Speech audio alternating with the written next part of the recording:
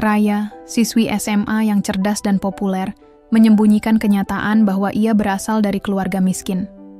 Ia selalu berusaha tampil sempurna di depan teman-temannya dan menjaga jarak dengan orang tuanya di ruang publik. Menjelang kelulusan, rasa malu itu semakin besar, hingga ia memohon pada orang tuanya untuk tidak datang ke acara perpisahan. Namun, kehadiran orang tuanya di hari itu justru mengungkap rahasia besar yang selama ini tidak pernah ia tahu. Tentang betapa berharganya mereka, bukan hanya untuk dirinya, tapi juga bagi sekolah yang ia banggakan. Raya melangkah keluar dari gerbang sekolah dengan senyum tipis. Suasana sore itu ramai oleh para siswa yang saling tertawa dan berbagi cerita tentang rencana liburan pasca ujian akhir. Di tangan Raya tergenggam ponsel, menampilkan deretan pesan dari grup kelas. Semuanya membicarakan persiapan perpisahan dan kelulusan. "Aku bakal pakai dress warna navy, Mama udah siapin dari sebulan lalu," tulis Dinda. "Papa bakal dateng, dong. Dia nggak pernah absen acara penting aku," sahut Tasya bangga. Raya hanya membaca. Jemarinya nyaris menulis sesuatu, tapi langsung menghapusnya. Ia tak tahu harus bilang apa. Ia tak pernah nyaman bicara soal keluarganya, bukan karena tak cinta, tapi karena takut. "Ra, dijemput siapa hari ini?" tanya Lucky, teman sebangkunya, sambil ikut jalan keluar pagar. Dijemput omku. Papa lagi di luar kota," jawab Raya cepat, matanya menoleh ke arah lain.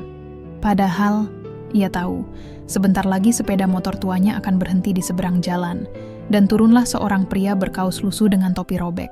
Itu ayahnya. Dan seperti biasa, ia akan pura-pura sibuk dengan ponsel agar tak harus menyapa.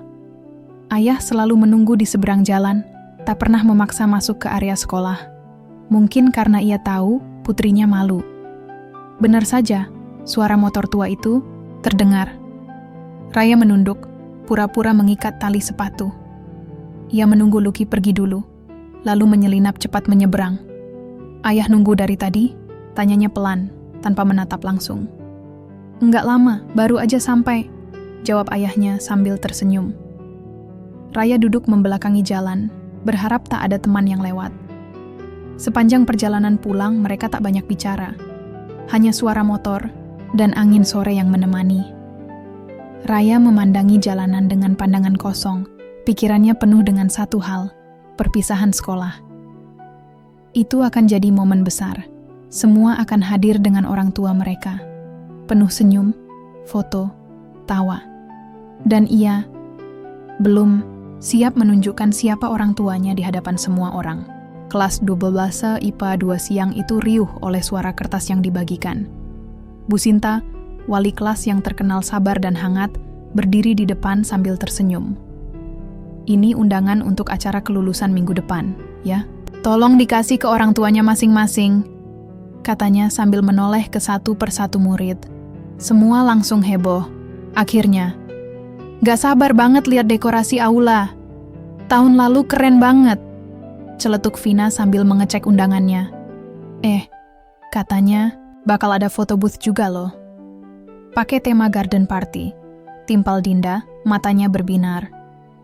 Raya ikut menerima undangan itu dengan senyum tipis. Tapi senyum itu tak sampai ke matanya. Ia menatap kertas elegan itu dengan perasaan campur aduk. Di sudut atasnya tertulis, "Kepada Yat, Bapak Ibu orang tua wali dari Raya Putri Anggara." Tiba-tiba tenggorokannya terasa kering. Ia menunduk, menyelipkan undangan itu cepat ke dalam buku. Lalu pura-pura sibuk mencatat saat teman-temannya mulai membahas gaun dan rencana salon. "Ra, kamu ajak siapa? Mama atau papa?" tanya Dinda sambil mencondongkan badan ke arahnya. Raya terdiam sebentar sebelum menjawab. "Kayaknya omku deh. Papa lagi di luar kota, mama juga sibuk."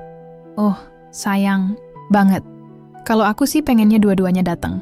Sekalian pamer, haha." Raya ikut tertawa kecil, tapi di balik tawanya ada dada yang sesak. Malam harinya, di rumah kontrakan sederhana yang hanya terdiri dari 2 kamar dan dapur sempit, Raya mengeluarkan undangan itu dengan enggan. Ia menatap ayah dan ibunya yang tengah Duduk di lantai, menonton TV dengan baju rumahan yang mulai usang. "Ini undangan kelulusan," katanya pelan, meletakkannya di meja. Ibu langsung tersenyum lebar. "Alhamdulillah. Ibu udah nyiapin kebaya loh, biar sederhana tapi rapi. Ya kan ya?" Ayah hanya mengangguk sambil tersenyum. Tapi Raya langsung memotong, suaranya datar. "Tapi, gak usah datang ya. Tempatnya terbatas. Lagian yang penting, kan aku lulus, bukan acaranya." Senyuman di wajah ibu langsung memudar. Ayah terdiam. Hening menyelimuti ruangan. "Raya, kamu malu ya?" tanya ibu pelan, suaranya gemetar. "Bukan begitu, Bu. Aku cuman gak enak aja. Banyak teman-temanku yang orang tuanya pakai jas, mobil. Sementara, ayah dan ibu gak minta duduk paling depan, Nak. Cuma pengen lihat kamu berdiri di atas panggung." "Itu aja cukup," kata ayah tenang. Raya bangkit dari duduknya, tak sanggup menatap wajah mereka lebih lama. "Maaf, aku capek. Mau tidur duluan." Dan malam itu, Raya tidur dengan punggung menghadap tembok, berusaha keras menenangkan pikirannya yang mulai berantakan. Sudah 3 hari berlalu sejak undangan kelulusan dibagikan, tapi suasana rumah belum juga membaik. Raya semakin jarang bicara, dan orang tuanya pun memilih untuk tidak memaksakan diri. Tapi malam ini, suasana hening itu akhirnya pecah. "Ayah, tetap mau datang," ucap ayah tiba-tiba saat mereka sedang makan malam. Raya meletakkan sendoknya. "Tapi aku sudah bilang ya, aku minta tolong, jangan datang." "Ibu juga pengen lihat kamu naik panggung, Nak," tambah ibu pelan, suaranya hampir tak terdengar. Raya menghela napas. "Aku ngerti, tapi kalian gak ngerti aku. Teman-teman bakal datang dengan orang tua yang pakai jas, gaun mahal, naik mobil bagus. Aku gak mau jadi bahan omongan, Bu. Aku udah cukup tahan dengan ejekan soal rumah kontrakan dan sepatu sobek. Aku cuma minta 1 hari aja. 1 hari tanpa rasa malu." Ibu menunduk, menggenggam ujung kerudungnya dengan gemetar. Ayah memandangi putrinya lama, lalu berkata, "Kalau kamu malu, kenapa kamu nggak pernah bilang kamu malu punya ayah seperti aku?" Raya terdiam. Hatinya mencelos. Sejak kamu kecil, ayah selalu berusaha cukupin semuanya. Meski cuma kerja jadi tukang kebun dan bangunan, ayah selalu pulang dengan niat ngebahagiain kamu dan ibu. Tapi ternyata, ayah malah bikin kamu malu. "Ayah, bukan gitu maksudku."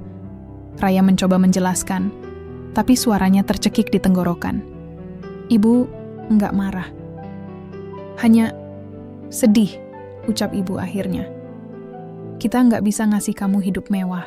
Tapi selama ini, kami kira kasih sayang kami cukup. Ternyata, kami salah." Raya berdiri dari kursi.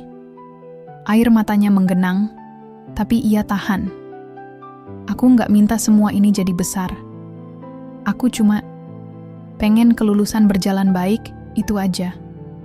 Aku nggak siap kalau nanti ada yang menertawakan ayah atau ibu. Maaf, aku cuma butuh itu." Ayah mengangguk pelan. "Baik, ayah nggak akan masuk ke aula, tapi ayah akan datang dari kejauhan. Ayah nggak mau hari pentingmu tanpa doa dari kami." Raya menoleh, ingin memeluk mereka, tapi egonya menahan langkah. "Terima kasih," bisiknya lirih, lalu melangkah ke kamar, meninggalkan ayah dan ibu di meja makan yang kini hanya diisi keheningan dan nasi yang mulai dingin. Hari perpisahan tinggal 2 hari lagi. Aula sekolah mulai dihias, spanduk besar bertuliskan, "Selamat jalan para penerus bangsa," sudah terpasang. Para siswa sibuk mencoba jas dan gaun, membicarakan make-up artis, menyewa fotografer, bahkan memilih lagu yang akan diputar saat naik ke panggung. Raya ikut dalam euforia itu, dari luar. Ia tertawa saat teman-temannya bercanda, berpose saat guru menyuruh foto bersama, dan tersenyum saat ditanya rencana ke depan. Tapi di dalam hatinya, rasa bersalah masih mengendap, terutama setelah malam itu. Sejak perdebatan di meja makan, rumah terasa sunyi. Ibu tak banyak bicara, dan ayah tetap seperti biasa, mengantar Raya diam-diam, lalu pergi entah kemana.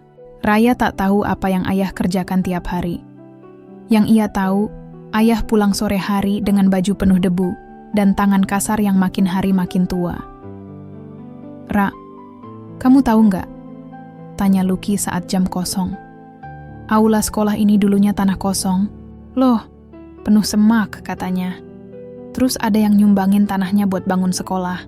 Pahlawan bener sih." "Serius? Siapa?" tanya Raya, setengah tertarik. "Entahlah, kayaknya dari warga sini juga. Tapi dia nggak pernah mau disebut namanya. Guru-guru juga nggak pernah bilang siapa." Raya mengangguk pelan, walau pikirannya tak benar-benar mencerna. Ia terlalu sibuk dengan dirinya sendiri akhir-akhir ini. Malam harinya, setelah mandi, Raya keluar kamar dan melihat pemandangan yang membuat dadanya sesak. Ayah sedang duduk di ruang tamu kecil, menjahit bagian bawah celana panjang hitam yang sobek. Di sebelahnya, tergantung kemeja putih lama yang sudah disetrika rapi. "Ayah, ngapain?" tanyanya lirih. Ayah tersenyum tanpa menoleh. "Nyiapin baju buat acara kelulusan. Kan ayah nggak jadi datang." Ayah mengangguk. "Ayah cuman mau lihat dari jauh. Nggak masuk aula kok. Tapi tetap harus rapi, kan? Siapa tahu ada yang lihat ayah." Raya tercekat. Air matanya nyaris tumpah. Ibu datang membawa gelas teh hangat. "Besok ayah mau bantu rapihin taman belakang sekolah. Katanya pohon besar mau ditebang. Lumayan buat nambah ongkos beli bensin, biar nggak perlu jalan kaki." Raya tak bisa berkata apa-apa. Ia hanya berdiri di sana, merasa kecil, merasa jahat. Sementara ia sibuk menutupi kenyataan tentang orang tuanya. Mereka justru tak pernah berhenti mendukungnya, mencintainya, dan mendoakannya dari jauh, dalam diam. Dan malam itu, Raya menangis dalam pelukan bantal, sambil menggenggam undangan yang hampir ia buang ke tong sampah kemarin sore. Hari kelulusan akhirnya tiba. Langit cerah, udara segar, dan halaman sekolah penuh oleh senyum, bunga, serta kilatan kamera. Siswa-siswi berdatangan dengan penampilan terbaik mereka. Gaun mewah, jas necis, dan makeup sempurna mendominasi aula yang telah dihias megah. Raya mengenakan kebaya biru muda sederhana, rambutnya disanggul rapi oleh tetangga sebelah. Ia terlihat cantik, tapi dadanya berat. Setiap detik terasa canggung. Ia terus menoleh ke arah gerbang, memastikan kedua orang tuanya tidak muncul. Tenang, mereka janji nggak akan datang masuk ke aula. Batinnya mencoba menenangkan diri. Acara dimulai. Sambutan dari kepala sekolah, doa, lalu satu persatu siswa dipanggil naik panggung menerima ijazah simbolis. "Raya Putri Anggara," suara pembawa acara memanggil. Langkah Raya mantap menuju panggung. Sorak-sorai teman-teman mengiringinya. Tapi, di dalam dirinya hatinya hampa. Ia tersenyum lebar ke kamera, tapi senyum itu kering.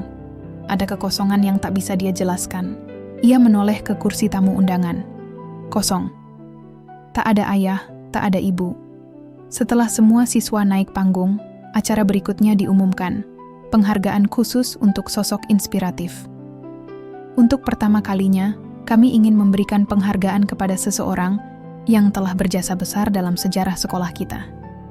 Tanpa beliau, sekolah ini mungkin tidak akan berdiri seperti sekarang.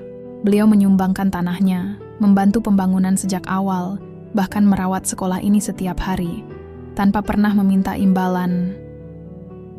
Raya mulai merasa aneh. Jantungnya berdetak cepat. Dan hari ini, kami mengundang beliau untuk naik ke panggung sebagai bentuk terima kasih. Semua mata menoleh ke belakang, termasuk Raya. Seorang pria tua dengan kemeja putih bersih dan celana hitam yang dijahit rapi melangkah ke depan. Langkahnya tenang, senyumnya sederhana. Raya membeku. Itu ayahnya. Seluruh aula berdiri dan memberi tepuk tangan panjang. Beberapa guru tampak menahan haru. Beberapa siswa bahkan berseru, "Itu Pak Darto tukang kebun, ya?" Raya gemetar. Kakinya lemas.